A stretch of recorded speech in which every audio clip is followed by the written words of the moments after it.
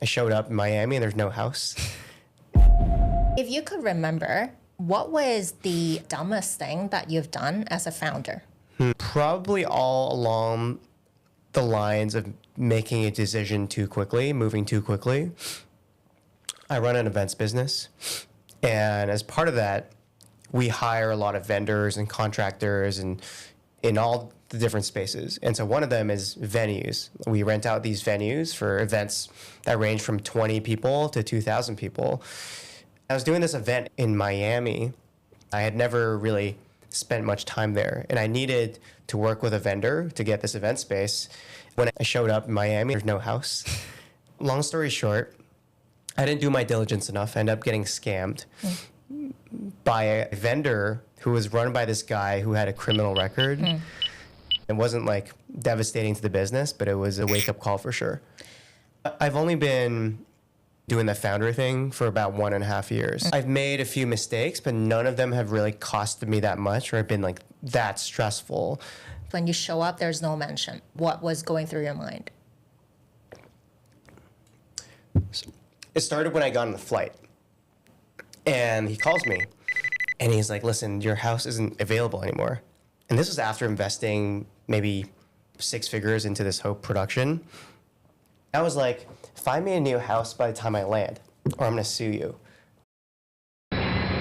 What happened afterwards? The idea of the event was that we were supposed to rent out this mansion and throw 4 days of panels and fireside chats. While on the flight, me and my chief of staff were just going through Airbnbs and trying to figure out plan B, whatever. We get there, there's another house, awesome. But what ended up happening in the next few days is that we got kicked out of that house, moved to another house, and there was another excuse, got kicked out of that house. We ended up spending a week in 4 different houses and moving the event every single time. But that's when I realized it was almost like your fight or flight response kicks in. When I was working a regular job, I had never felt that emotion, and I'd never felt that level of stress. And it wasn't like prolonged stress. It was very specific, acute stress over a very short period of time, like a sharp stress. And I never felt that before. I was actually really pleasantly surprised with my reaction, which was like, I know how to deal with this. I problem solve that. But I don't think you ever really get to that point. And how did you meet Jacob? I was speaking at an event, a fireside chat, and he pitched me after. He came up to me, and he was like, I would love to work for you for free. So we did a trial, and he crushed it. He also had a lot of fun working, throwing these parties, and I brought him on full time. Yeah, it's been 2 years, and he's been awesome. Can we do something funny where you send him a voice note now and say that you're talking about him live and thanking him? Okay, my phone's over there. I'll send him a video. Yes. Yo, Jacob, I'm doing this pod in Hong Kong, and I've been asked a lot of questions about you. And I hope you know that you're awesome. You're a great employee, and you're going to build awesome things. And everyone wants to hire you, so you're great. See you soon. A lot of my friends are all like, I want to hire Jacob. And even the general partner at the fund that I invest out of is like, I need a Jacob. And a founder I invested in, she's like, I need a Jacob. Everyone is like, I need a Jacob. So he's crushing it. He's going to start a company soon, too. How do you deal with that thought that you have great team members and you know that at some point these people probably will be off to great things because you've been working together, you see that coming through? Yeah. First of all, I think it's cool that you mentioned that because a lot of people don't have the type of awareness that you'll lose your highest performers. The only exception is if you're building a $1 billion company. And I don't plan to. I don't know if I can. If you're building like OpenAI, I think their talent is too good where their talent goes start other companies. But in every other scenario, you're going to lose your top performers. I knew this from the start. And so not on day 1, but let's say on day 90, I would sit down with Jacob, and I do this with most of my employees. And I'm like, tell me about your long-term goals and your long-term vision. And I also preface it by saying, listen, you're a top performer. I know you're not going to be in this business for a while. It would be a waste for you to work for me for more than 2 years. It's normally 2 years. And then we plan out their journey. And so once I understand what that is, in Jacob's example, he wants to build a software company at some point. And so I'm like, all right, here are the skills you probably need. You need to learn communication, fundraising, public speaking wouldn't hurt, operational rigor / project management, all these stacks of skills. And in the next 2 years, we're going to work on these skills and we're going to find a progression chart for you to progress through these different things. And so it's very intentional. And I've always told Jacob, it's not just a job. We're not a regular company. Think of it as an accelerator for whatever you want to do next. And that gets them a lot more passionate about what they're doing, the work for me and the work they do for themselves. And it just aligns your company goals with their individual goals, which gets them to work harder and just give it their all and be more creative. And it's generally more fulfilling. So that's an exercise I do with most of my employees. When you first started the company, it was already like events driven, or how did that come to your mind? Some people grow up and they're like, I've always wanted to be an entrepreneur. And those are typically the kids that could never fit in anywhere else. They never get good grades. They could never work for someone. And so they're like, I want to do my own thing and be an entrepreneur. I was never that. I wasn't a great student, but I could sit in class and I could listen to instructions. I just, unfortunately, wasn't very smart. I did well at Google and I did well at Facebook. But for me, I sort of fell into it because I was hosting these casual meetups. And over time, because of timing and because of hard work, it started to take off. And I had these customers, which were sponsors that were coming to me, and they were like, we'll pay you this amount just to be in the room, or we'll pay you this amount just to put our logo on the wall. And I realized that that was more money than my salary. And so I was like, it's a logical move. You know, most people, when they start companies, it's extremely illogical. But for me, it just made sense. So I'd never gone through the feeling that most entrepreneurs go through where they have a hard plunge. Mine was like smooth sailing because of the work I was doing on the side, pro bono, for the last 4 years for fun. It was a bit of a different journey. What was that first thing that you picked up as a skill or as a knowledge going into the founder journey, if you could still remember? Public speaking. I was hosting these events, and as things evolve, what you'll realize as an events entrepreneur is that all paths lead to a conference because it's the best way to make money. A lot of people knew this would be the path, but I didn't. And I was like, I'm just going to work my way up there and do all these different types of events. But all paths led to a conference. And I would start doing a lot of speaking at the dinners. Every dinner I host, I give a speech. I started doing fireside chats. And I had the opportunity to always be in front of rooms of 20 to 1,000 plus pretty ambitious and pretty high performing people. But I hadn't figured out the public speaking thing. And so I was just like butchering myself on stage and just saying whatever came to mind. Sometimes I would forget my words, blah, blah, blah. Long story short, I was like, I have to work on this skill because it impacts sales, community, everything, especially because a lot of it was recorded. So I started taking public speaking lessons and just like doing really rigorous coaching. I actually have a public speaking coach for everyone on my team. And so that was when I started to pick up a little bit. Now I'm at a comfortable spot, but I was just winging it for the longest time. And this might be obvious in hindsight, but you can't wing stuff like that when you're in front of hundreds of people because the risk is too high. If you mess up, you know, hundreds of people see you mess up. Can you tell us a little exercise that your public speaking coach would give you to do? Yeah, there's a few different parts to public speaking from what I've learned. One of them is the vocal like mechanics. And so with that comes pitch, comes rhythm, you know, speed, all these different things. She gave me a bunch of exercises to like open up like my soft palate, which is apparently this thing back here, and like loosen my mouth and all these like random things that I can show you. It's just making sounds. It's like breathing out. Try one. We give you 1 minute. What could you do? I'll show you a stretch. So there's like, you put your fingers in your mouth and you just kind of like do this. Because sometimes like your mouth feels really tight. So you do this. And then you kind of like massage like this area, like back here where the temples are. And then you like massage your lips a little bit. And then you start like sighing at the wall. And sighing is like, here's where it might get a little awkward. Sighing is like, ah, ah, ah. You're in this room right now. And you try to fill it with your sigh. Wow. And at the end, what most people do is like, they go, ha. You can't end on a low note. You go, ha. You know, so you go louder and louder and louder. And it's so awkward. But it warms your voice up. And so we do that for like 20 minutes, an hour-long class. And then the remainder, let's say the second third of the class is spent on mindset work. Have you ever heard of power posing? Nope. Show us. So before every important speech, I go into the bathroom stall and I just do this. Did you do that just now? No, I mean, this is important, but I'm very comfortable in this setting. But if there's like a live audience, maybe 50 plus people, I'll do this in the stall. And the reason she suggested I do this is because if you notice, for example, Olympic sprinters, when they cross the finish line, what do? They're like this, right? And they do this because they feel awesome. They have a lot of confidence and testosterone going through their body. And testosterone is associated with confidence, and females have testosterone too. It's not just a men thing.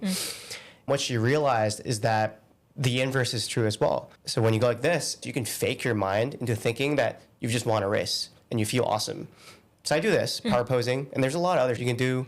You can open up your eyes and your mouth and like this. So she made me do a lot of that.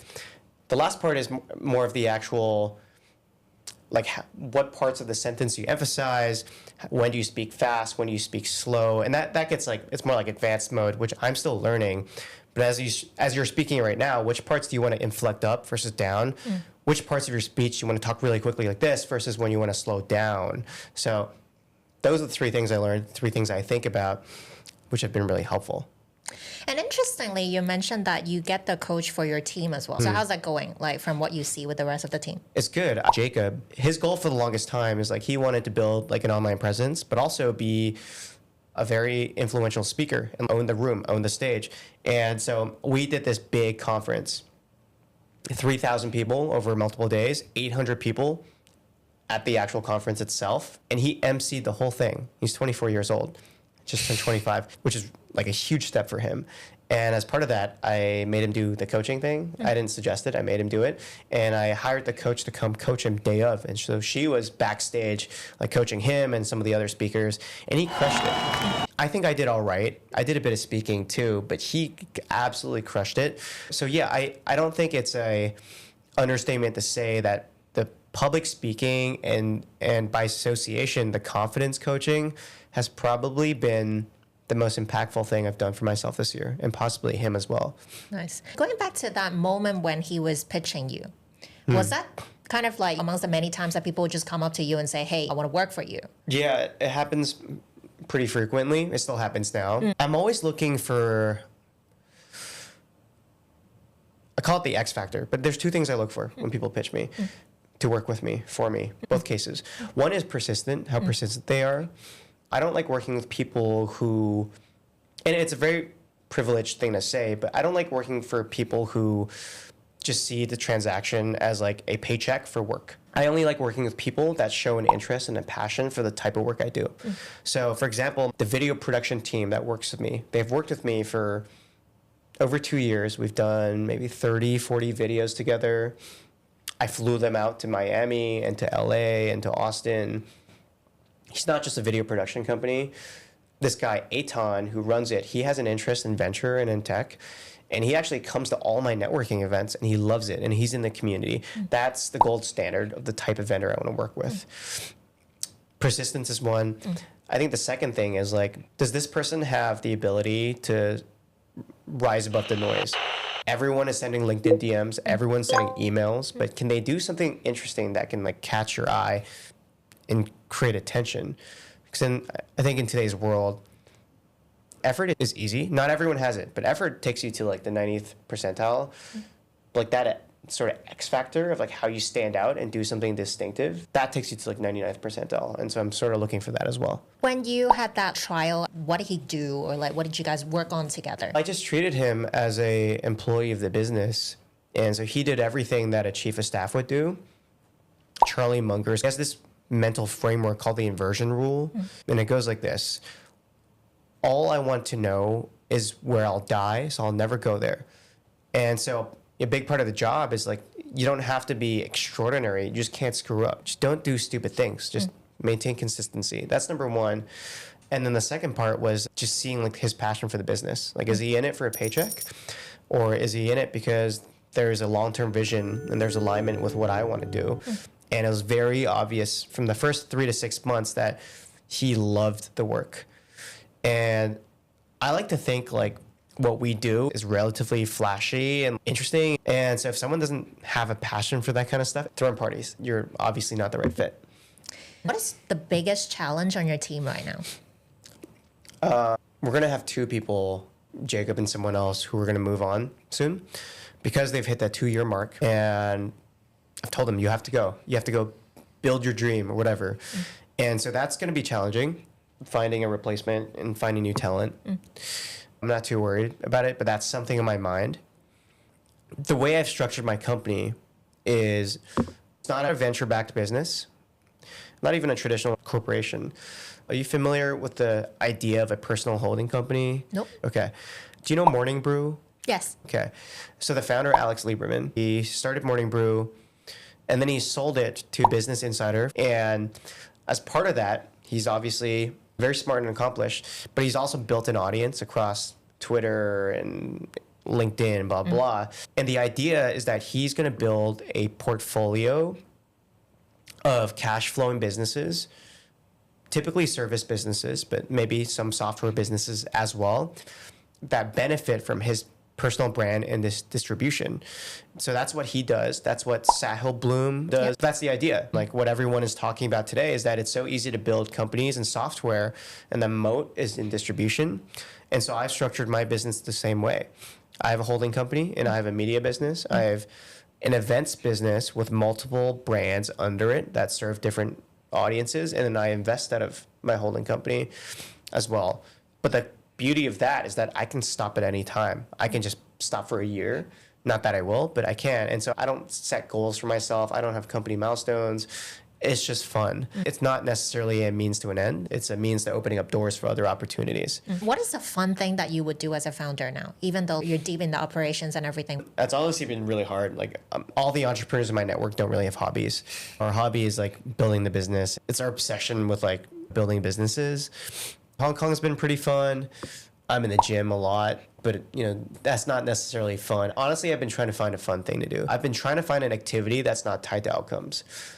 Maybe it's pickleball or something, but that's been really hard. People in New York are so goal-oriented, and I'm sure the same is true of Hong Kong. So if you can't hit a milestone, it's not worth doing, which is a shame. A lot of the people I know, really high-performing people, are into like cold plunge and sauna. But that's not a hobby. It's a way of pulling yourself out from the work. So I don't have a good answer yet, but I'm sure I'll find something at some point. If anyone in the audience has like a fun new hobby or interesting thing that maybe he could do, you know where to find him. Yeah. Now I want to transition a little bit outside of the founder hat that you wear. You're going to put your angel investor hat on. I'm going to give you an idea. You're going to tell me why my idea wouldn't work, because this is exactly what I'm working towards. Okay. You want live feedback on your actual business? Okay. All right, so this thing that I'm building is called Firefly. So the one-liner description of it right now is a video-based and a vibe-based matching pitching platform. Why wouldn't it work? Can you explain the mechanics of how it works? So it's literally like another Jacob going into you in person. But right now there is this aggregation of the different needs from different founders. So you can have a video about yourself, your founder energy, what you're working towards, who you're looking for. Yeah. And then I'm going to be like, one of those interesting people pitching in and say, this is why I think your product sucks and how I can fix it. Okay. Like if I was going to use it in front of me, what would that experience be like? So right now I'm thinking of two sides of the experience. One is as a job seeker, I want to browse interesting founders. Like, okay, show me all the products that they're building that are unusual, that are interesting. Yeah. How they describe the product. And if I were to look at the initial shape of their product, maybe I will say, this is the part that sucks, but here's how I can fix it. So I can message them something with like a video description of here's how I can fix it for you. This is like my price. This is what I think you're going to pay me for, or a trial. Yeah. The other side is the founder's view of this platform. Let's look at all of the different technical people. Let's say a physics undergrad or like a PhD in AI engineering, how they can turn their thesis into a 30-second video that might be very digestible and say, this is what I've done on a research. Here's how it might be helping your industry, your type of business. So then founders can browse and say, oh, I want to chip in on this, or I want to hear more of this. Or peer review. Let's say if I'm a technical founder myself, I'll say, okay, let's get this guy on. Let's chip in. Normally when I take a 30-minute call with someone who's raising money, I'll spend the first 20 minutes understanding the company. It's normally the product, your background, and then the broader market. I normally wouldn't be like, that won't work or anything. That would be like really naive. I'm sure there are investors who do that. I mean, there are companies where I'm like, yeah, that wouldn't work. Just straight up. This isn't one of them. Okay. There's a concept that's like graveyard of companies, and that's like dating apps. That's like meetup apps. You know, people have been talking about building like a LinkedIn meets Tinder, like a matchmaking type professional network forever. No one's ever executed on it. Like high level, I like the concept in a space. And the reason I like it is because number one, I think workforce dynamics are going to change a lot in the next few years. And the reason is because I think the gig economy is going to continue to like exponentially grow, which is like, I'll do a 4-month project for you to solve a specific problem. Job interviews of the future, meaning like the next 2 years, are going to look totally different than what they look like now. What did you do before this? Like what job did you have? Consulting, coaching. Okay, consulting, coaching. That's a good example. So in consulting interviews, let's say like up to half of it is spent with culture fit. And it's like behavioral questions. It's like, tell me about yourself, blah, blah. And then maybe the other half is what they would call like technical, which is like business casing, hypothetical questions, and understanding how you solve problems. I think the interviews of the future are going to look so different from that. It's going to be, I have this problem.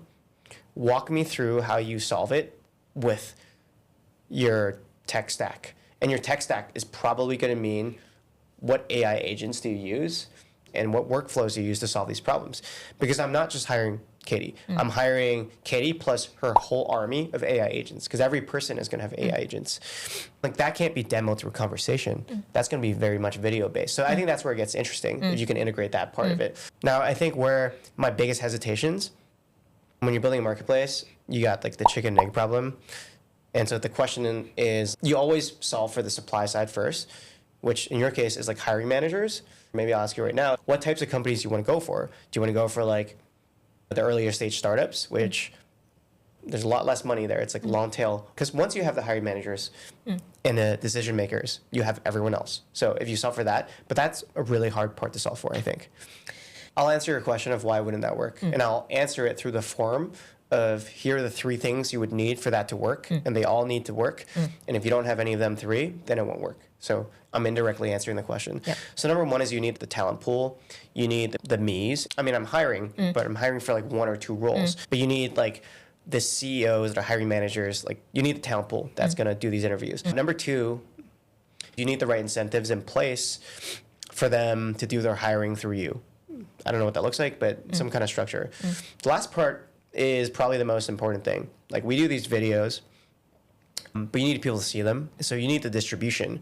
And you're doing this through short form. So you need a big TikTok audience, or you need to find a way to buy placements in TikTok, or you need a big LinkedIn audience. I think probably much bigger than mine to make this successful. So if you don't have any of those 3 things, then it wouldn't work. If anybody in the audience feel like you could help me build this idea together, I'm looking for a co-founder.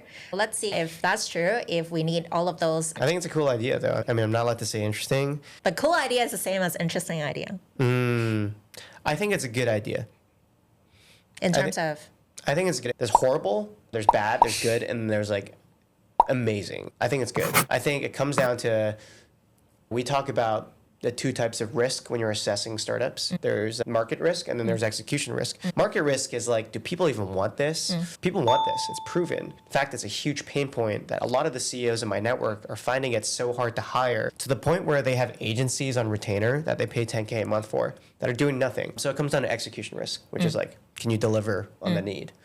Which is great. Like you never want market risk. Nice. The biggest companies are built out of market risk, but not everyone wants to build $1 billion company. How did being a founder help you become an angel investor? I mean, I understand a lot of the pain points. First of all, I'm not like a venture-backed investor. The way I approach my business is totally different than most of the people in my network. But it teaches me some of the same pain points and the frameworks for building a business. If you've just been an investor and you've never been on the other side, you generally don't get these things. Unless you founded your own VC firm, then you could be considered a founder. I also say I've done over 20 investments, but I'm very new. I'm still learning the game. I look at people who've raised Fund 5, Fund 6, and I feel like I'm very early in the journey. Same as being a founder. I've done okay. We scaled like 7 figures, bootstrapped. But I'm still very new. And I look at companies that are doing 10 million a year, 100 million a year. When it comes to splitting your day, how do you aggregate your time to being a founder, to being an angel investor, and everything else? I don't actively spend time on being an investor. It's a very passive activity, at least the way I'm doing it right now. So I spend most of my time on building the events business. And as a result, I meet interesting people, most of whom are founders, and they come to my events and they sign up for my conferences. Through that, I collect a lot of data on them and I understand where they're at in their founder journey. And I know whether or not they're raising money.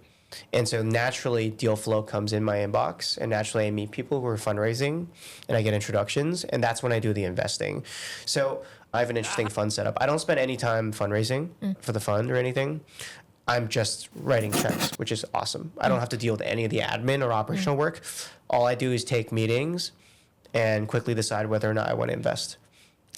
What is the craziest thing you have done as an angel investor so far? It's not a very crazy job, but I have like 50x. I 50x one investment within a year, which is, I always caveat this, it's impossible to 50x an angel investment in 1 year. Like very few people have done it. I 50x because I put in some money and they came back as a customer. Probably a stupid question. How much money do you need to start becoming an angel investor? I think it differs depending on where you're at. It kind of depends what your goals are. So if you want to be an angel investor to look cool and to get status, then you can put $1,000 in your friend's company and call yourself an angel investor. But nothing's going to come out of it. Most likely you'll go to zero. The second one, a lot of people start angel investing to build a track record so that they can become an institutional investor or raise a fund. Then you should start writing larger checks, like at least $5,000, $10,000. Ideally, you have to write 12 of them a year. I think the math is, if you're doing it right, if you make 40 investments, you have 1 or 2 that will do exceptionally well. That's all you need, but you have to make 40 investments. If you make 40 investments at 10K each, that's 400K. It's kind of like paying for an MBA. An MBA is 200K. Yep. If you put that 200K in angel investing and you put some thought into it, you could probably open up a door to a bigger opportunity that will earn you money. Before this podcast, I was looking at your business website. I saw like a spacing typo on your website. Who should I reach out to? Just me. Show you the screen grab later. What was the typo? It's a spacing issue. It's like 2 words squeezed together. I'm very detail oriented, but I'm also like, I'll miss things sometimes too. Me and Jacob try to proofread stuff between the two of us before it goes out, but we do 100 events a year, so we're just shipping constantly. How many DMs do you get in a week? Across all channels? Yeah. Emails included or no? Yeah. Probably a few hundred. What is the best way to reach you then, apart from intro? There's definitely not email. It's probably not text. It's probably not LinkedIn. I've had people Venmo me before, like 2 cents. That gets my attention almost like instantly. Posting on LinkedIn and tagging me in the post, like, yeah, you've got my attention if you do that. I've had a lot of books sent to me, and I guess like they just want me to promote their book. People send me nice things like mugs and a $600 chair. Like how big is the chair? It's a big, bulky chair. Do you know the person who sent the chair or is anonymous? I mean, I knew their Twitter name, but I didn't know who they were as a person. We have a lot of volunteers at our events. So if someone volunteers at more than 5 events, I'll be like, this person's cool. And I'll buy them dinner and stuff. It's a combination of all those things. I think that's pretty much the conversation this time. Great. Looking forward to future one at some point again. Thanks for having me. Thank you. Got it. That was good. Hopefully you get some, you get a co-founder out of it. Yes. I think it'd work really well in education. I'm an ex-teacher. Teaching is a very personality-based job. Yeah. Sometimes you wish you could showcase how you would teach or how you would come across to children or students. That'd be really helpful. So let's say I told you to message Jacob. I think people get that vibe. Like, this is the person that I will be seeing at work. Yeah, I like it a lot. I think the execution is so hard.